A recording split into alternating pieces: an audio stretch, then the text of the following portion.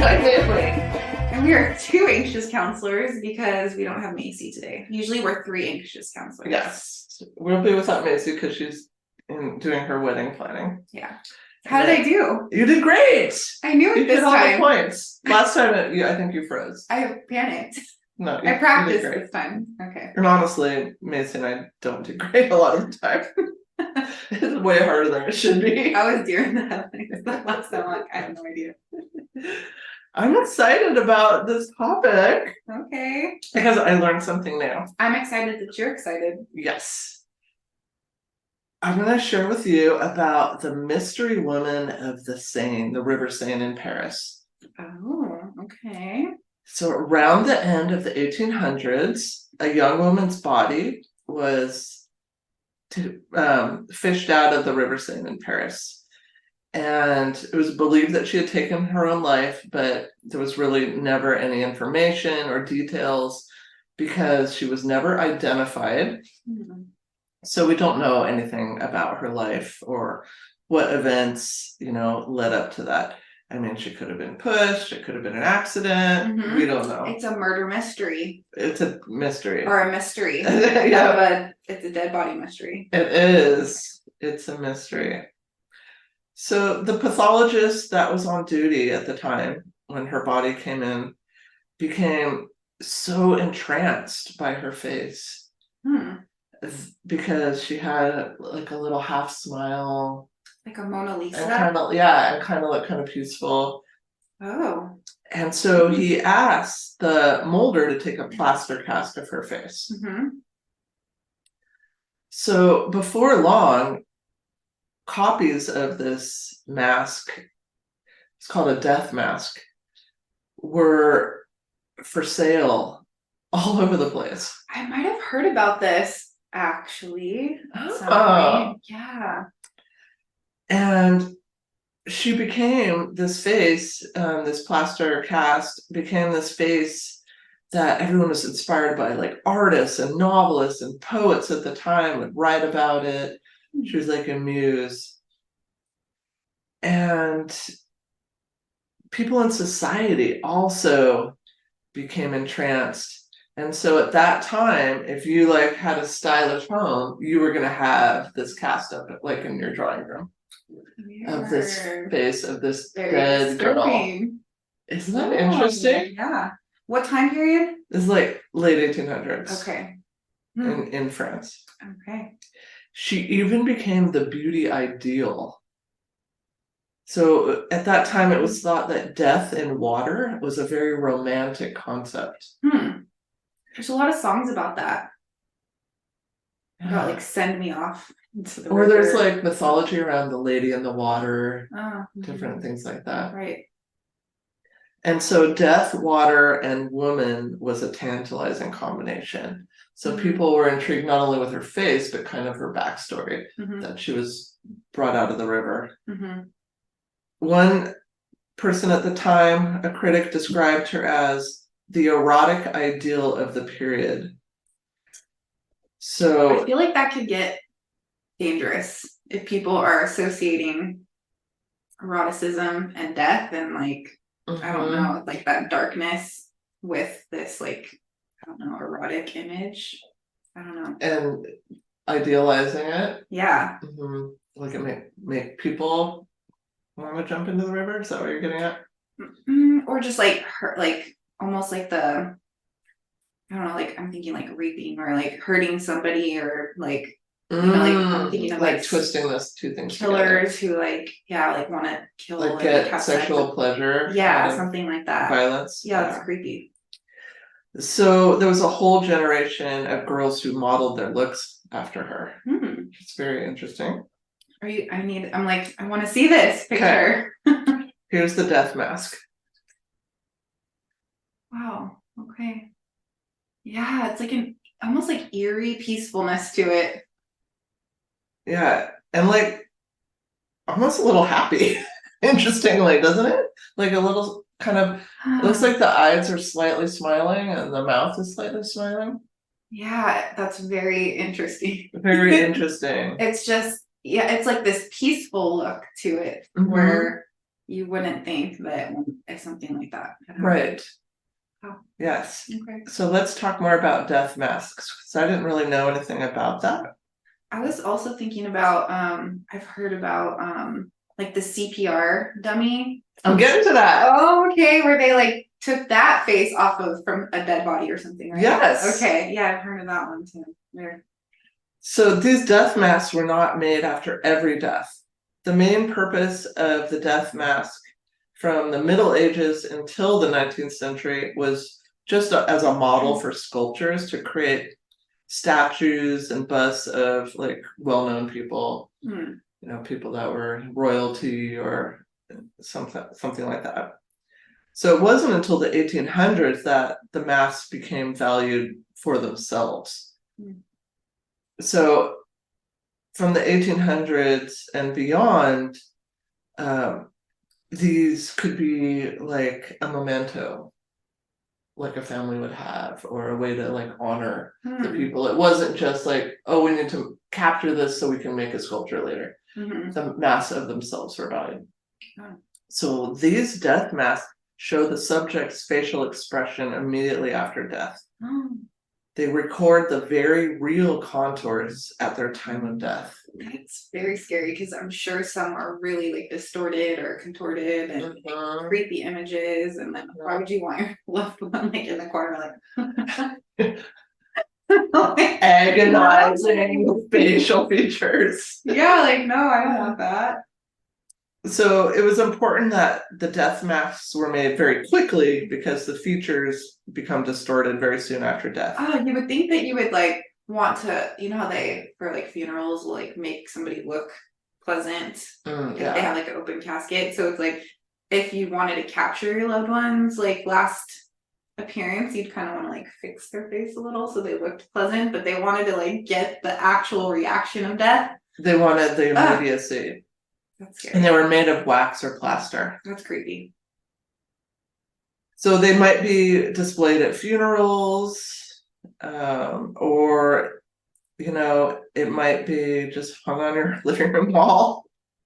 And in this case, people had it hanging on their wall and it wasn't even their family member. It was just a popular art at the time. It was like the fashion, like you had to have that girl's death mask.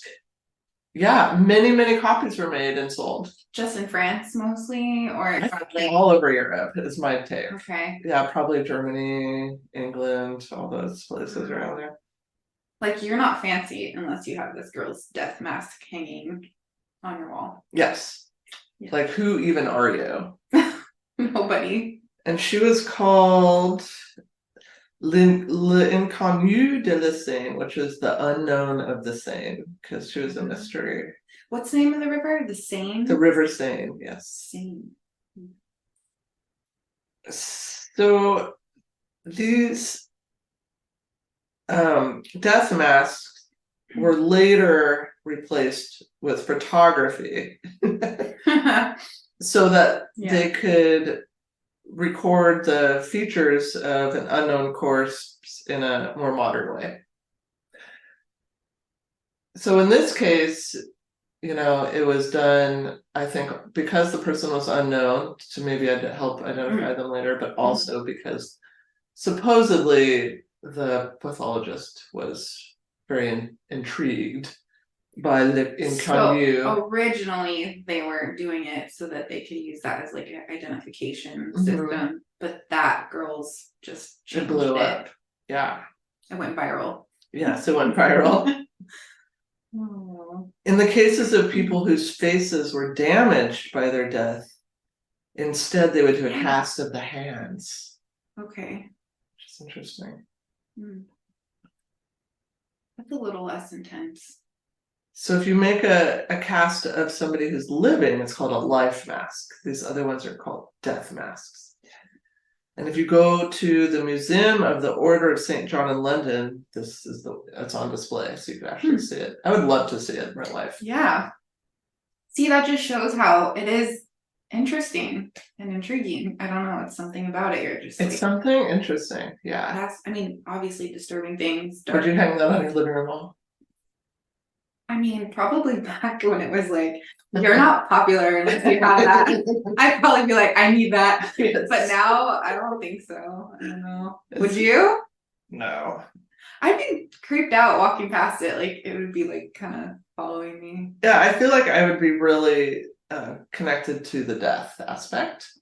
Mm-hmm. And I don't It know would if just I be like need a that in bad my negative vibe. face all the time. No. So before L Inconnue was buried in a pauper's grave because she was never identified, Hmm. she was displayed in a Paris morgue window. Hmm. So at this time, in the late 1800s in Paris, the morgue window was the place to be.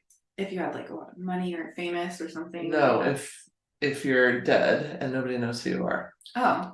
So they So had people a can walk big by and be like, window. that's a person. Yep, they had a big plate glass window, like a department store, and they had these like up to a dozen Oh. like slabs that were laid out in there, kind of up at an angle, and the unidentified dead people were displayed in there with the hopes that somebody would come along And claim them. and claim them and identify them.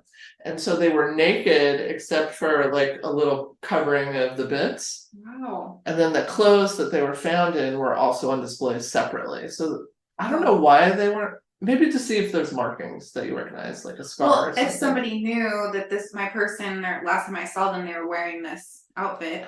I know, but why did they take the clothes off? Oh, I see what you're saying. What? Naked? Yeah, maybe like there's like a scar or a tattoo, but it's like you could probably figure it out unless their face was messed up. I Yeah. feel like you shouldn't. Do people have tattoos that much? They shouldn't be naked unless their face was messed up. That's weird. They're all naked. But a little like covering for modesty. I don't know. Yeah, that's a good question. Yeah, we need to know more. Yeah, so they have these like leather loincloths Weird. covering them up. And then there was a pipe above each bed that would trickle cold water over their faces. I think to keep them from fresh? Decomposing. Yeah, keep them fresh. Yeah, I was gonna say, how long do they display them for before they're like, okay, we gotta get this one out. This is just conjecture, but I'm just thinking a week. I don't know. I don't know how cold that water is. And their eyes were closed, so at least they weren't like staring out. That is so creepy. But you could see the evidence of how they died. Like if they drowned, there might be swelling, if bullet holes. Yeah, bullet holes, stabbings, if it was an industrial accident. Maybe that's part of the nakedness, is to see like what happened. Maybe. Yeah, I think you're right. Weird. So crowds of people would gather outside the window staring at the bodies. So theoretically, the purpose was to try to identify these corpses, but it really became very popular. People would there'd be like snack vendors. Ew. People would I don't need to be like their kids. munching popcorn. No, it was like a whole thing. Like you'd make a day out of it. Like, wow. Hang out, bring a picnic, well, bring your family. It makes me think of, when they would have like the town displays of like hangings or yeah, everyone come out to like watch and see, and it was like an You'd event. bring a picnic lunch too, I think, to that, like a guillotine thing. Yeah, everyone's out there. Public execution. Execution. Or even like they didn't have social media then, so I guess it's kind of their version.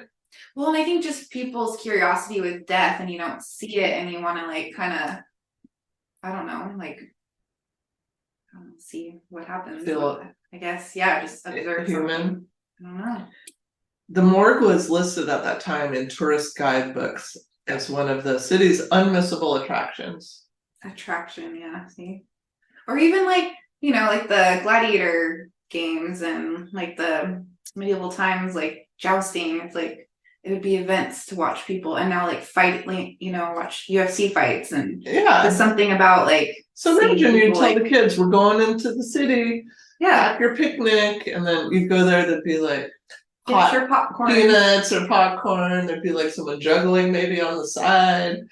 And you just go watch the death display. And you'd stare at the dead people. I wouldn't bring my kids to see that. I don't think. But you never know. It was different You times. know, maybe you would have.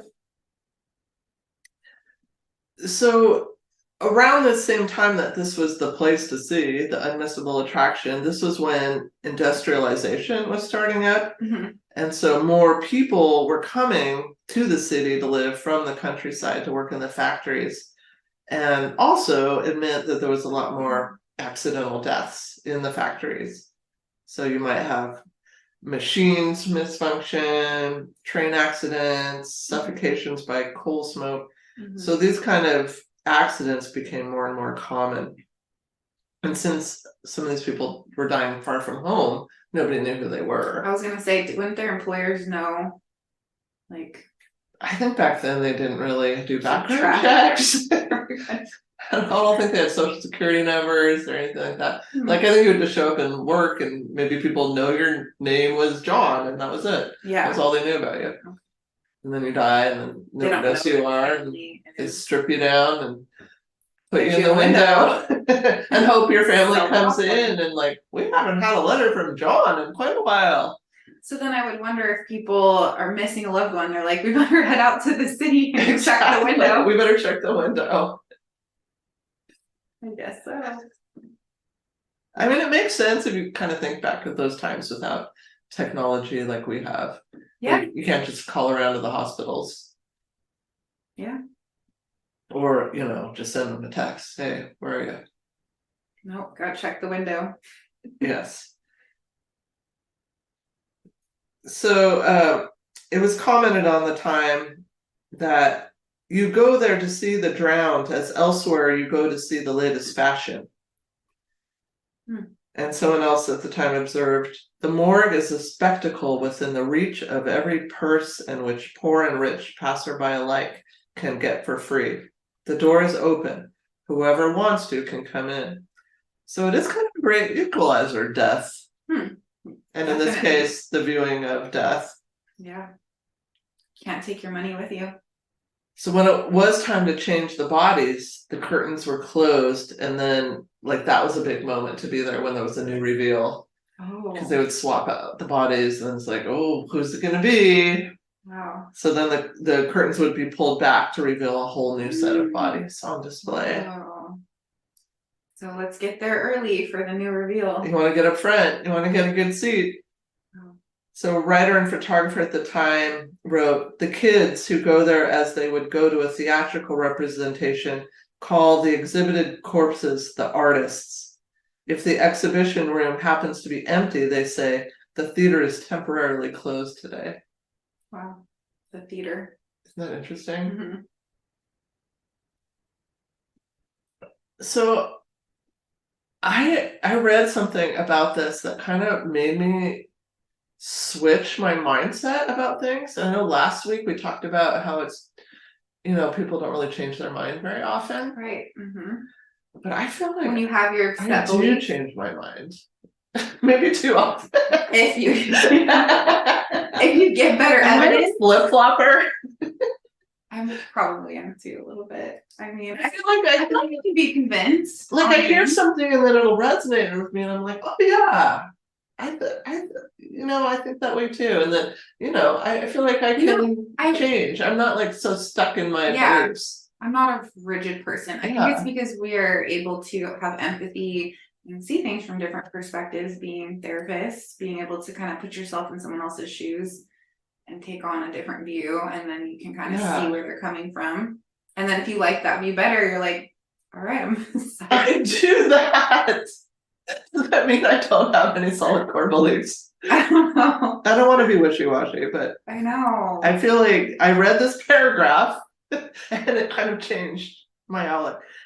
So, like thinking about true crime. Wait, what's it called in the political? Flip-flopping. Is there another word though? I guess it's flip-flopping. I feel like there's another. Is there another word? Yeah, but flip-flopping is good. We'll go with that. Okay. Continue. I'll think about it. So, thinking about true crime as like a genre or, you know, a world. Yeah. So people have really been saying like, oh, true crime. Became so popular, like, you know, a few years ago, like, oh, it's so popular. And a lot of shows about it now. It's shows, podcasts, like everything. Mm-hmm. And I've always been kind of into that stuff, but then as it became more popular, I started like questioning of why how I felt about that, and like even kind of changing how I presented on the podcast, because I felt like I didn't want to be exploitative or like overly graphic unnecessarily. Like I felt like I became really sensitive to like, this is somebody's story. Yeah. And like, how it's not would just I feel? Entertainment. Yeah, if that like actually was something I went through. Mm-hmm. And then I read this paragraph and I'm like, maybe I'm thinking that. But then what I think too is in like all the ghost hunter shows and everything, when it's almost like they want their story to be heard, they want to get out the truth, and they want people to like, figure out who did it, or if something happened and it wasn't completely solved, it's like, I feel like that's always one of the messages of like the dead is like, we want our story to be known. So is that bad to like have it out there where people are trying to figure it out? Yes, and so not always, but I have intentionally chose true crime stories to tell because I felt like maybe there wasn't enough press about it. Mm-hmm. Maybe it's a person of color, or maybe it's an unsolved case and somebody might know something. Right. So I tried to be intentional about it, but then I read these couple paragraphs here. Okay. So at this time, this morgue was like a visual, like it went along with the newspapers at the time. So the newspapers could report on a murder, and then you could go and see the murder person. Did they put the pictures of the display in the paper, or you have to go? I don't think they had photography at this time. Oh. I think they had sketches. Okay. So you could read about the murder in the paper and then go to the morgue to view the victims' bodies. Mm-hmm. And at this time, so this is 1800s, it was extremely popular. True crime is not like, as everybody in the mainstream media has said, not just this thing that just suddenly became popular 5 years ago or whatever. Mm-hmm. So people were very into this. They're into crime. They were into scandals. It was very popular. Mm-hmm.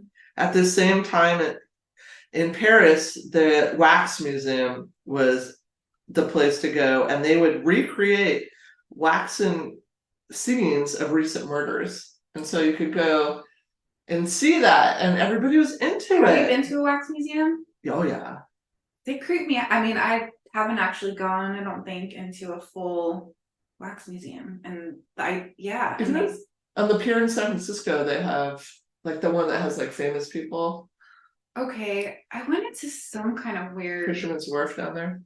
And then there's the one in Vegas, Madame Tussauds. But have you been there? No, I've never. Is that the one that has the Princess Diana one? I've never been in them, but the idea of them creeps me out. Like it kind of. I would totally go with you. I would go, but it just definitely gives me the creeps. Well, there's a wax museum I remember going to on a field trip in like 6th grade, but I could never find it again. So I don't know if it was a fever dream. Oh, maybe. But in my mind, and I've even been to this corner in Chinatown, and I'm like, I swear there was a wax museum here. So this wax museum in Chinatown, I don't know because I've never found it again. Weird. Or was a wax museum that showed Chinese torture scenes. Oh. And they had like this crazy sound system that would have like people like wailing in pain, or all these sound effects. I did go to Salem, Massachusetts, where they had all the like it's like a Massachusetts. There's not even alcohol in this, is there? Yes, there is. Is there?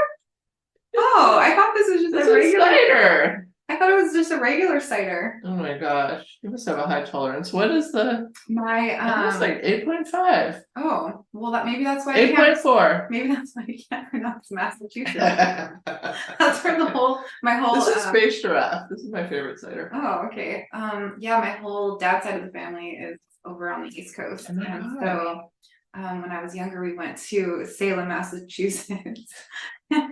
It's such a cool town, and it has love to just go. like little like shops where they like sell witch like hats and things, and they have like the mock witch trials, and then they have like these wax figures, and we'll have like wax figures inside like the courtroom, and then like a recording of like, you are, accused of being a witch, and you're gonna go burn or hang. And yeah, and even that I remember being That's really disturbing. creepy. Yeah, I was like creeped out as a kid, but it was also really fascinating. Intriguing, cool. right? I was like, I really want to go back and see it now.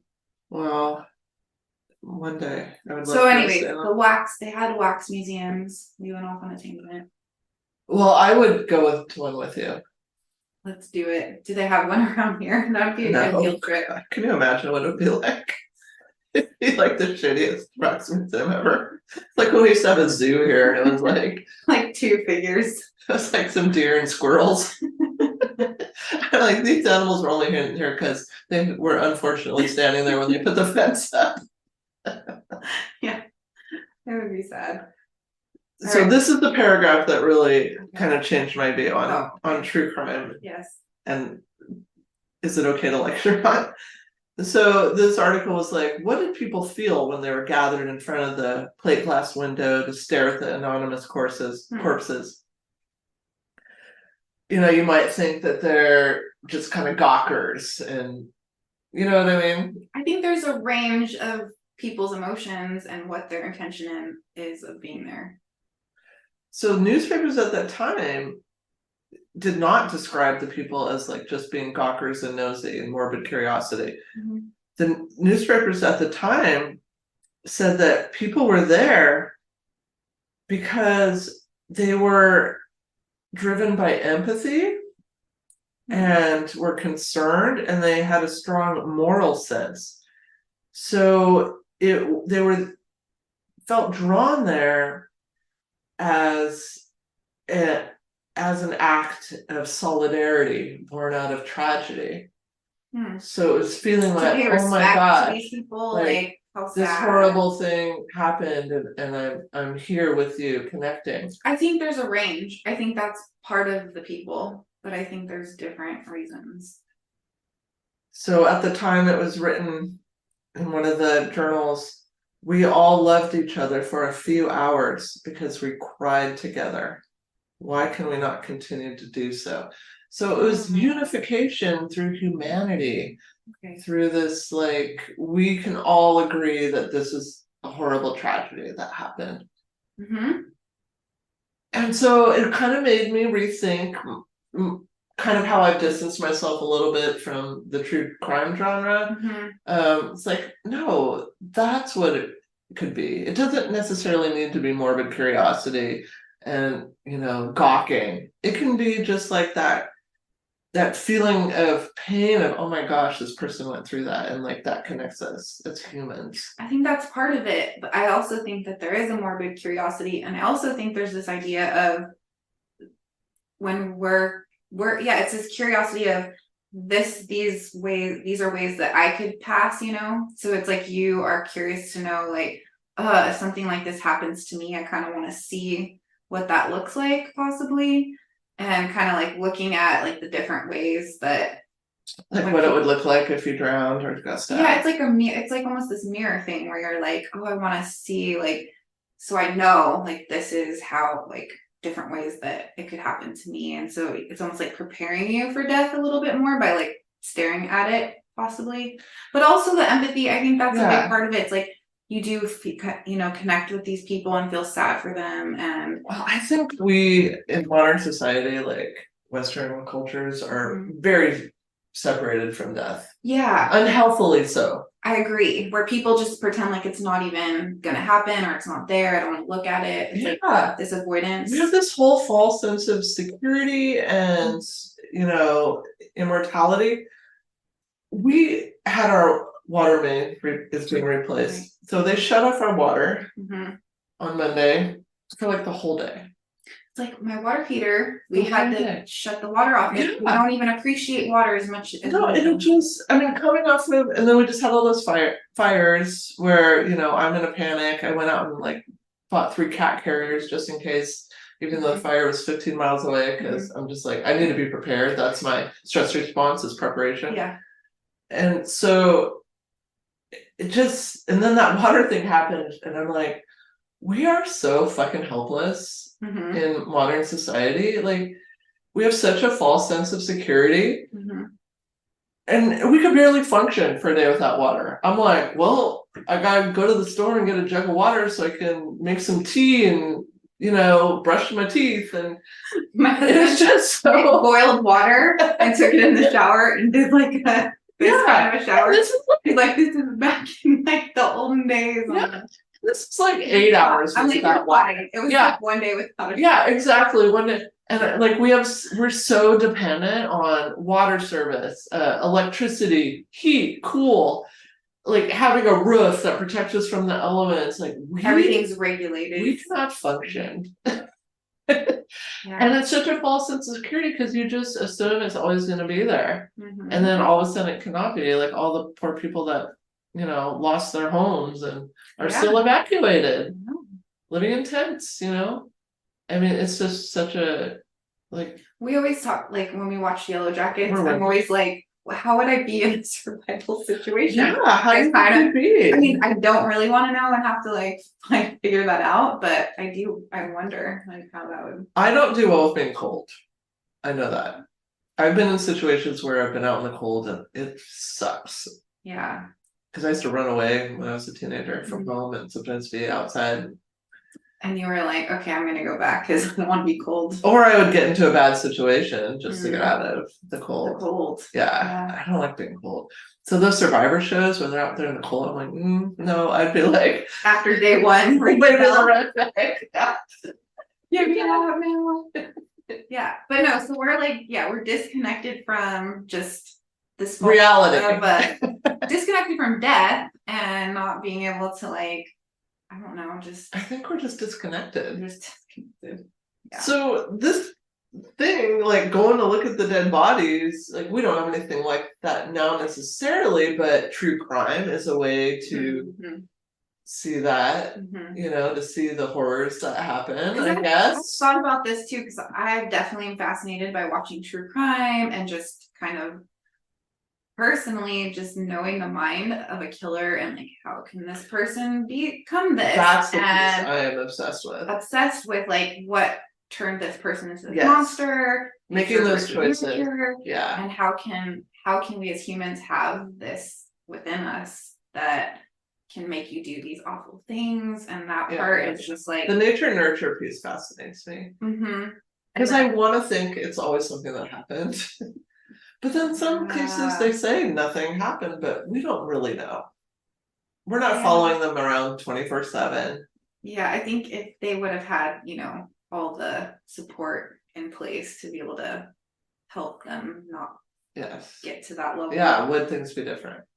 Yeah. So, but yeah, and then working with teenagers and kids, I always want to be like, okay, well, what are the signs so I can catch it if I ever worked with somebody that could become that so we can stop it.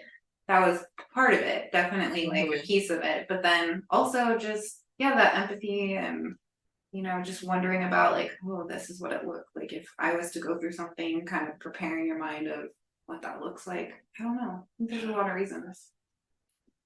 It's complicated. All right, so you already spoiled the surprise on this, but let's talk about it. Okay. Rescue Annie. Oh, okay. Rescue Annie. So in 1955, Asmund Lerdahl saved his son's life. His son was drowning in the water, and just in time, he got him out and cleared the airways. So he was a Norwegian toy manufacturer and specialized in making children's dolls and model cars from what was new at the time, like soft, malleable plastics. So also around this time, Dr. Peter Safar, who was a pioneer in emergency medicine, developed a method of mouth-to-mouth resuscitation combined with chest depressions. And so he presented this in 1958, this new technique, and really felt like this method could be used not just by medical professionals, but by everybody to save a life. And if everybody was trained in these techniques that he developed, that it could really make a difference. And so he envisioned teaching people with a life-size doll. so that they could practice this on. So he approached the toy maker with the idea of developing a realistic mannequin for this CPR training, cardiopulmonary resuscitation. So he wanted the doll to have a natural appearance, and he felt that a female doll would be less threatening to trainees because you have to do like the mouth breathing thing. Okay. Mouth to mouth part. And so this toy maker remembered seeing the death mask of L Inconnue on his grandparents' wall. Oh. Because everybody had it. Because who were you if you didn't have must it? have been really cool. Yes, they were really cool, obviously, stylish, fashionable folk. Okay. And he remembered seeing that, and he decided that L Inconnue would become the face of what was called in Europe Resuscit Annie. So if you've been training CPR, you've probably had your mouth on Annie's mouth. And so Rescue Annie is considered the most kissed woman in history. So here's the picture. Look, it's the same freaking face. Isn't that crazy? Haven't they made a guy version now? Yeah, there's other versions. Okay. But this is like the original. Like the baby. Yeah, like the baby where you go do with 2 fingers. Yeah.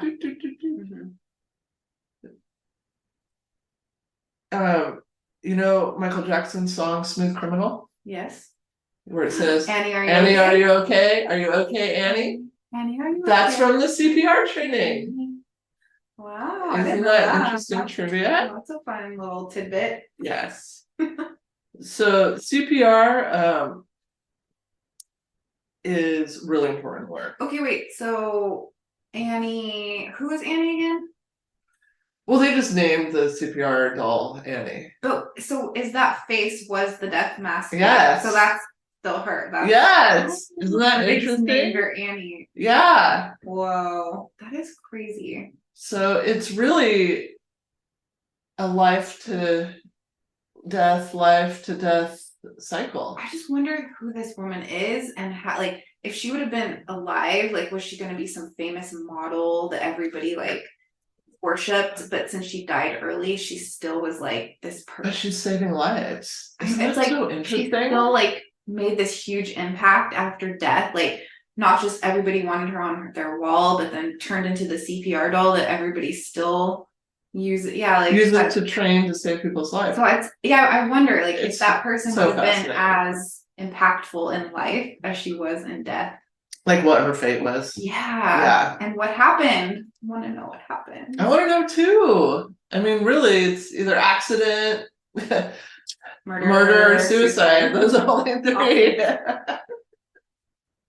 I don't know. I mean, at the time, they thought, that she took her own life, but who really knows? That's the other part of the true crime. It's like, I want to know. I want justice. Like, I want to know what happened. Yeah. I want justice. Yeah, I think that's another piece of it. Because there's a lot going into being curious about true crime. Well, I think that really, if we think about, our society is so fucking divided right now. I can't stand it. Like, everything, why does everything have to be a polarizing, divisive issue? But this is something like life and death that could bring people together potentially. Like, at that time, everybody was coming together at those windows and feeling a sense of humanity for a moment, coming together, crying together over, what happened with these people. That was like the guy, what was the show with the guy who lost his daughter, and then so he started the show to like get people to like figure out what happened. Missing person? Oh, his son. The son got kidnapped. Yeah, Adam was his son. And they never found him, right? It was like a famous, what's the name of that show? It's like, but I don't know, but the Unsolved Mysteries or something. I think that's it. Unsolved Mysteries. And the guy's voice was just like so scary. Like, you were just. He was he would draw you in. You would pay attention when he was talking. His son. But then hopefully by doing that show, he got people to find. It's such a great example of taking all of that powerlessness and just devastation and kind of pivoting and putting it into something positive. Because that's what you can do. No. Is take the next step forward. You can't go back. You can't change anything. Well, that was a good topic. Thank you. Very interesting. The death mask. Gosh. I know. I think mine would be all. Hopefully not. I am not gonna, unless I die in my sleep. I am not going quietly. I'm gonna be like, fuck that. You're like, yeah. Punching people. No. Okay, we wrote down our thing so we don't forget. Oh, disturbance meter. All right, what do you think on that one? Oh. I mean, I'm gonna go with like a 8, just for the fact of people hanging the death masks on their walls. Isn't that weird? And I guess the part where people are just going and just, I mean, the part where people are going and observing, I mean, it makes sense to me in a weird way. There's worse stuff on YouTube right now that gets millions of views. Yeah, I know. We didn't even get into the faces of death and all that creepiness. How, yeah, that is not okay. Yeah, it's really interesting. I think the whole morbid curiosity versus that connection through empathy, I don't know. I think I'm gonna have to go an 8 too. Like as a whole. So because I kind of took over, but you're saying that you're now, where did you go from? Where did you flip flop to? Well, I flipped and flopped and flipped again. Okay. Because first I've always been a murderer and serial killers and all that, like since I was born practically. Yeah. But then just in the last few years, I've kind of been like, no, but when you got into it, what was your thoughts on it before? What? Oh, I just wanted all the graphic details. I wanted to know everything. Well, morbid curiosity. All the things that you've mentioned too, like trying to understand it. Maybe if I can understand it, it won't happen to me. I mean, so many reasons. Yeah, so many reasons. You know, trying to understand how a person can do the things, like get there from being an innocent babe to you know, all the reasons, just deep into it, like wanted all the details. And then I started like, as the true crime genre popularities picked up like a few years ago, I started thinking, is this okay? You know, and I started really thinking, especially sharing modern stories where people are still alive that are living, you know, with the residue of whatever happened. Like, should we be because it's exploitative promoting that? Yeah, for entertainment purposes. Yes, but when you look at it through the lens of because we're having empathy in the situation, then it made me think differently. So now you're like okay with it again. I'm more okay than I was. Yeah, I was all in and I backed up and now I'm partially back in. You're back in, but with more of like an word. Like a different spin on it. Different like lens. Looking at it through a different lens. Okay. I like it. Yes, because especially if I choose stories to talk about that I do feel that empathy and that human connection with, then maybe that is something that can bring us together. And I agree, there is this like balance where, because I was watching, I think it was like Mind Hunters or something, and it was just like so dark. And it was really graphic, and even for me, I was like, I need to take like a break, and I don't want to be too in it because then that's almost like pulling you into this like dark space. Yeah. So yeah, you have to find this balance. Yeah, interesting.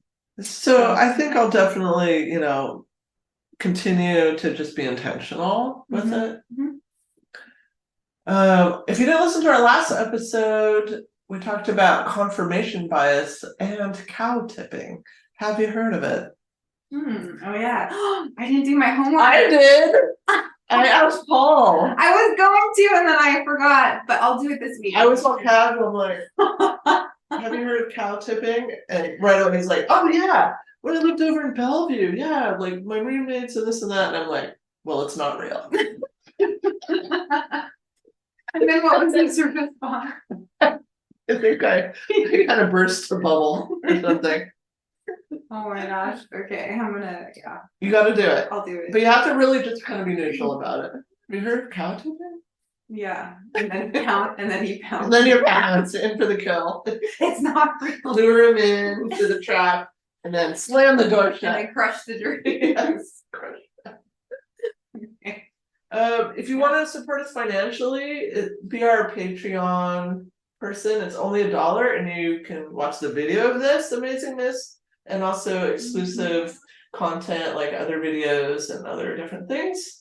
If you want to leave us a review that's positive, do so. If you hate us, you can just not review Just us. quietly walk away. Yeah, just quietly walk away. And until next time. That's the last one. Until next time. I wrote it down on the whiteboard and we hit all the points. I like that. Because we usually miss You probably can half. just keep that up there and then just erase the topics. Well, no, because I have to see clients in here, so I can't like that. Never mind. Usually it's the CBT triangle up there. Right. Okay. Yeah. Until next time. Learn CPR. Everybody should do it. It saves lives. It really does. But if you have an AED, that's better. And if you're gonna watch true crime, practice empathy in the process and don't like go too dark into it. Yeah, don't be just like rubbernecking the situation. Yeah, like have a balance there. Yes. Okay. Bye guys. And don't like go too dark into it. Yeah, don't be just like rubbernecking the situation. Yeah, like have a balance there. Yes. Okay. Bye guys.